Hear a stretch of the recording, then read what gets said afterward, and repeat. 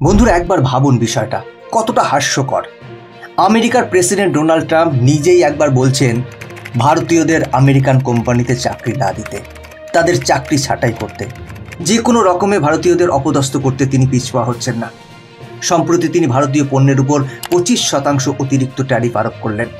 আরও বলা হলো যে ভারত যদি রাশিয়ার সঙ্গে তাদের বাণিজ্য সম্পর্ক বজায় রাখে তাহলে আরও অতিরিক্ত ট্যারিফ আরোপ করা হতে পারে। আর ঠিক এমন পরিস্থিতিতে আমেরিকান কোম্পানিগুলি ডোনাল্ড ট্রাম্পের এই কথাগুলোকে যেন একেবারে হাওয়ায় উড়িয়ে দিল। গুগল, মাইক্রোসফট, অ্যাপেলের মতো বড় বড় কোম্পানিগুলো যেন ট্রাম্পের কথাগুলোকে পাগলের প্রলাপ বলেই মনে করছে। কারণ সম্প্রতি গুগল ভারতের বুকে এমন কিছু তৈরি করছে যেটা চীন আর আমেরিকার রাতের ঘুম কেড়ে নিতে পারে। এটা কি শুধুই এক ব্যবসায়িক সিদ্ধান্ত, নাকি এটা এক ডিজিটাল দখল যুদ্ধ, যেখানে পরবর্তী ডেটা সাম্রাজ্য গড়ে উঠবে ভারতের মাটিতে? বিশাখাপত্তনমে তৈরি হচ্ছে এশিয়ার সবচেয়ে বড় ডেটা সেন্টার, তাও $7.9 বিলিয়ন খরচ করে, যা সম্পূর্ণ চালিত হবে সৌর ও পবন শক্তিতে।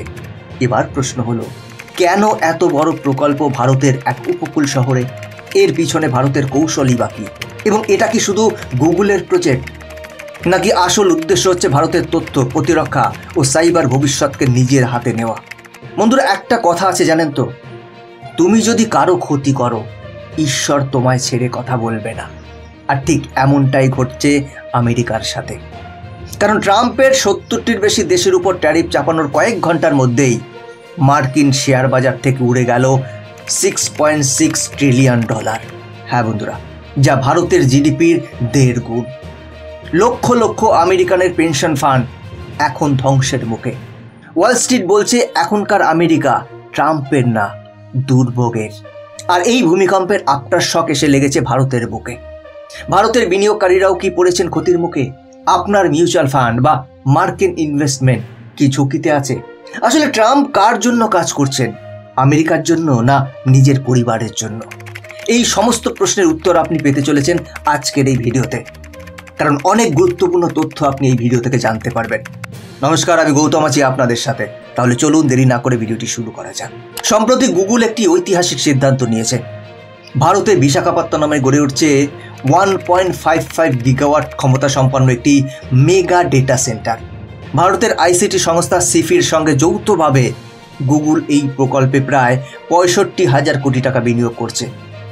এর মধ্যে অন্তত 16,000 কোটি ব্যয় হবে শুধুমাত্র পরিবেশ বান্ধব জ্বালানির উপর, যা এই সেন্টারকে দেশের প্রথম গ্রিন মেগা স্কেল ডাটা ইনফ্রাস্ট্রাকচারে পরিণত করবে। এই সেন্টার শুধু ডেটা সংস্করণের জায়গা নয়, এখানে থাকবে cloud computing, AI, cyber security ও মেশিন লার্নিংয়ের পরিকাঠামো, যা ভারতের ডিজিটাল ভবিষ্যতের মেরুদণ্ড হয়ে উঠবে। বন্ধুরা, বিশ্বজুড়ে ডেটা সেন্টারের চাহিদা প্রতি বছর 20% হারে বাড়ছে, আর ভারতের 85 কোটির বেশি ইন্টারনেট ব্যবহারকারী এই ট্রেন্ডকে আরও গতিময় করে তুলেছে। স্মার্টফোন, ডিজিটাল পেমেন্ট ও ওটিটি ব্যবহারে ভারত এখন বিশ্বের দ্রুততম বৃদ্ধি পাওয়া ডিজিটাল বাজার। ফলে ডেটা সংরক্ষণ, প্রক্রিয়াকরণ ও নিরাপত্তার নিজস্ব পরিকাঠামো এখন জাতীয় নিরাপত্তা ও অর্থনীতির মূল চাবিকাঠি। কিন্তু প্রশ্ন হলো, বিশাখাপত্তনমকেই কেন বেছে নেওয়া হলো? কারণ এটি ভারতের অন্যতম বৃহৎ বন্দর নগরী, যার সরাসরি সংযোগ রয়েছে 9টি আন্তর্জাতিক সি রুটের সঙ্গে। এখানে তৈরি হচ্ছে 3টি সাবমেরিন কেবল ল্যান্ডিং স্টেশন, যা ভারতের ইন্টারনেট ট্রাফিককে গ্লোবাল ডেটা সুপার হাইওয়ের সঙ্গে যুক্ত করবে। এর ফলে ইন্টারনেট হবে আরও দ্রুত এবং নির্ভরযোগ্য। ভৌগোলিক দিক থেকেও এটি এক আদর্শ অবস্থান। সমুদ্র ঘেঁষা ঠান্ডা বাতাস এবং আর্দ্রতা সার্ভার কুলিং খরচ 20 থেকে 25% পর্যন্ত কমিয়ে দেবে। সেই সঙ্গে আধুনিক বিদ্যুৎ অবকাঠামো, বিস্তীর্ণ জমি ও দক্ষ মানব সম্পদ মিলিয়ে বিশাখাপত্তনম হয়ে উঠেছে ভারতের পরবর্তী ডিজিটাল গেটওয়ে এবং এশিয়ার সম্ভাব্য টেকনোলজি ওয়ার রুম। বন্ধুরা, যখন বিশ্বজুড়ে রাজনৈতিক অনিশ্চয়তা ও অর্থনৈতিক টানাপোড়েন চলছে, তখন ভারত এক স্থিতিশীল ও প্রযুক্তি নির্ভর বিনিয়োগ গন্তব্য হিসেবে উঠে এসেছে। বিশাখাপত্তনমে তৈরি হওয়া গুগলের নতুন ডেটা সেন্টার, এটা ভারতের প্রথম high speed energy efficient data hub, যা শুধু গুগল নয়, ভারতের ব্যাংক, হসপিটাল, প্রতিরক্ষা এবং গবেষণা ক্ষেত্রের তথ্যও সুরক্ষিত রাখবে। প্রতিদিন ভারতে 40 কোটির বেশি ডিজিটাল লেনদেন এবং কোটি কোটি ক্লাউড অ্যাক্টিভিটির নিরাপত্তা নিশ্চিত করতে এমন একটি ডেটা সেন্টার জরুরি ছিল। আগে যেসব ডেটা বিদেশি সার্ভারে রাখা হতো এখন তা থাকবে ভারতের নিয়ন্ত্রণে, ভারতের ভিতরে। ফলে হ্যাকিং বা নজরদারির ঝুঁকি কমবে। এই প্রকল্প সাধারণ মানুষের জন্য বড় সুফল আনছে। স্থানীয় যুব সমাজ পাবে এআই, ক্লাউড ও সাইবার সিকিউরিটির মতো স্কিলে প্রশিক্ষণ। তৈরি হবে প্রায় 10,000 চাকরি এবং লক্ষাধিক পরোক্ষ কর্মসংস্থান।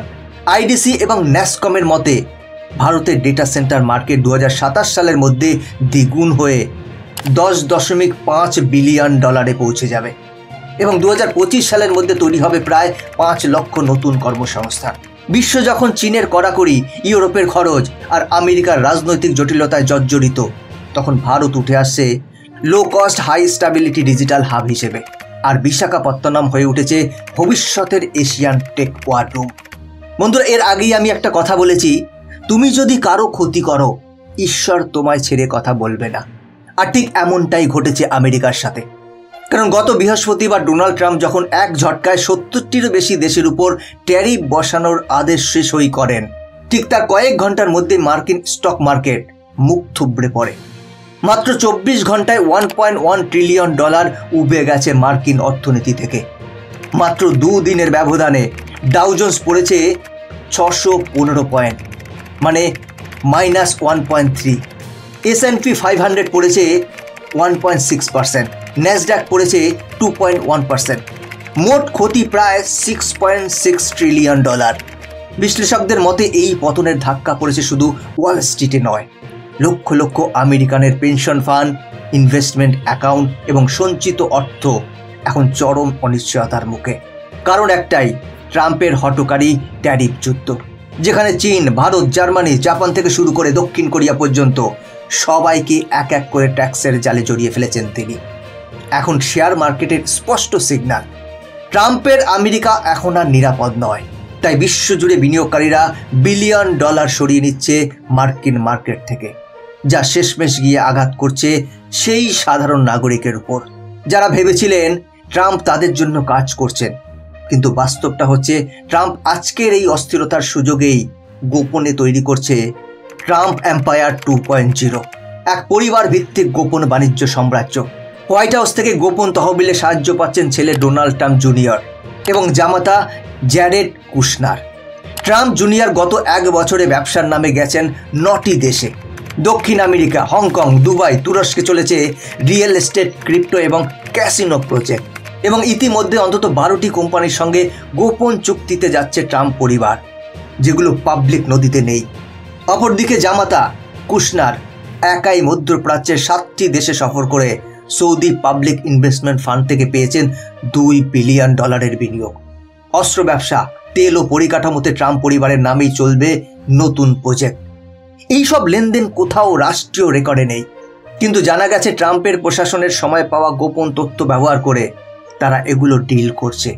তাই এইসব পাওয়া তথ্য থেকে এটুকু স্পষ্ট, ট্রাম্পের শুল্ক যুদ্ধ আসলে এক রাজনৈতিক কভার, যার পেছনে চলছে পরিবার কেন্দ্রিক দুর্নীতি এবং একচেটিয়া প্রভাব বিস্তারের খেলা। এটার মেক আমেরিকা গ্রেট অ্যাগেন না, এটা মেক ট্রাম্প রিচ অ্যাগেন। আর আমেরিকার ভবিষ্যৎ, সেটা এখন ট্রাম্প পরিবারের প্রাইভেট কোম্পানির এক্সেল শিটে লেখা হচ্ছে, জনগণের ভোটে নয়। বন্ধুরা, আপনাদের কি মনে হয়, আমেরিকার প্রেসিডেন্ট ট্রাম্প যেভাবে তার নিজের দেশের সাথেই বিশ্বাসঘাতকতা করে চলেছেন, তার ফলে আমেরিকা আর কতদিন নিজেদেরকে শ্রেষ্ঠ বলে দাবি করতে পারবে? যেভাবে তারা ভারত, চায়না, রাশিয়া এদের মতো দেশগুলির উপর অত্যাধিক পরিমাণে চাপ সৃষ্টি করছে, সেদিন আর বেশি দূরে নয় যখন এই দেশগুলি আমেরিকার বিকল্প ব্যবস্থা গড়ে তুলবে। তখন আমেরিকার মাথা চাপড়ানো ছাড়া আর কোনো কিছুই বাকি থাকবে না। আপনার কি মনে হয়, ট্রাম্পের হুমকিতে ভয় পেয়ে ভারতের কি রাশিয়ার সাথে ট্রেড বন্ধ করা উচিত?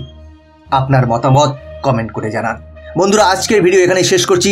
এরকমই ইনফরমেটিভ ভিডিও দেখার জন্য চ্যানেলটিকে সাবস্ক্রাইব করে বেল আইকনটি প্রেস করে রাখুন। দেখা হচ্ছে পরবর্তী ভিডিওতে। ভালো থাকবেন, সাথে থাকবেন। জয় হিন্দ।